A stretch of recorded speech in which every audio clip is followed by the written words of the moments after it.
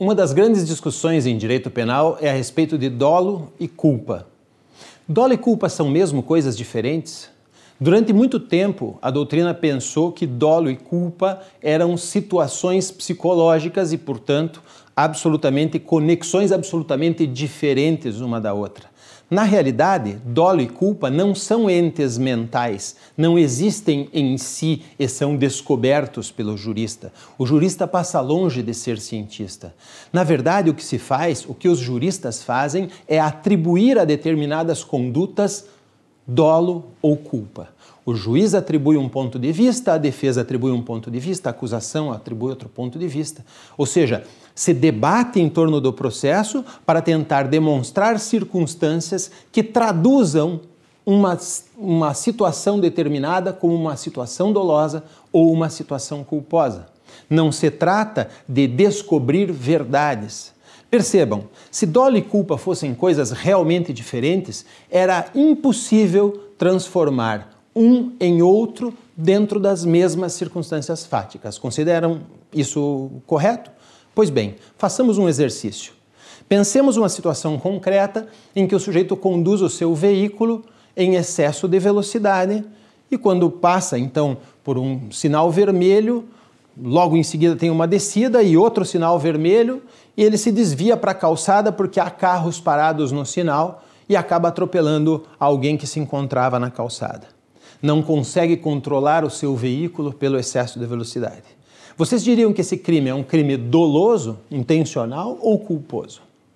Naturalmente, qualquer pessoa que olhe para isso vai dizer: esse sujeito não viu, porque era uma descida, não viu o que tinha pela frente, mas vinha em excesso de velocidade, o que é uma conduta absolutamente imprudente e, portanto, culposa. Ele não previu esse resultado, logo ele deve responder, se houver homicídio ou se houver lesões corporais, por homicídio ou lesões corporais culposas. Pois bem, agora pense que nesse mesmo evento, nessas mesmas circunstâncias, se descobre que o condutor desse veículo era maior de 18 anos e, portanto, imputável, mas não era habilitado. Ou seja, não tinha passado pelo processo de aprendizagem regular de conduzir um veículo.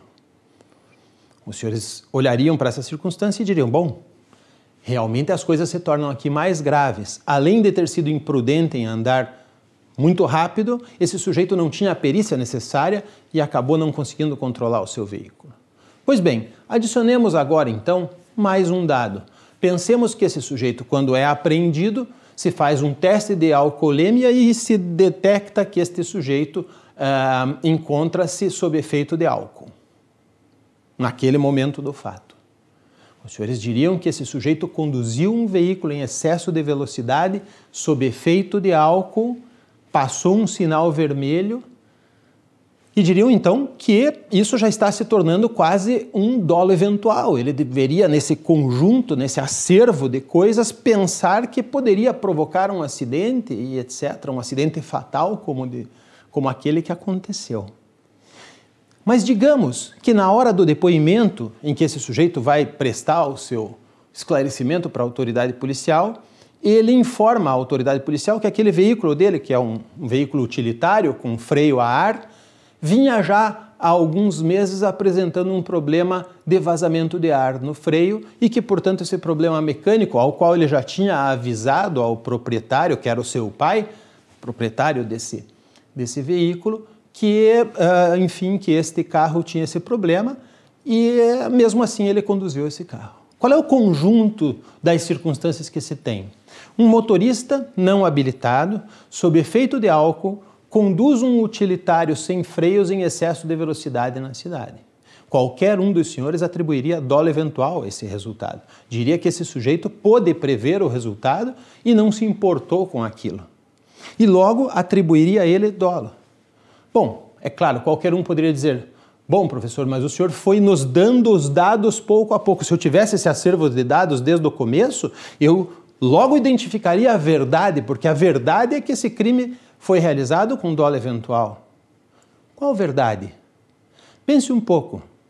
Se esse sujeito não desse a informação lá no depoimento a respeito do defeito no carro e não tivesse sido feita nenhuma perícia na polícia para descobrir esse defeito, esse dado não estaria. Se os policiais não estivessem aparelhados no momento em que fizeram a apreensão para fazer o teste de dosagem alcoólica, também não teríamos essa prova. Este conjunto continuaria significando dolo.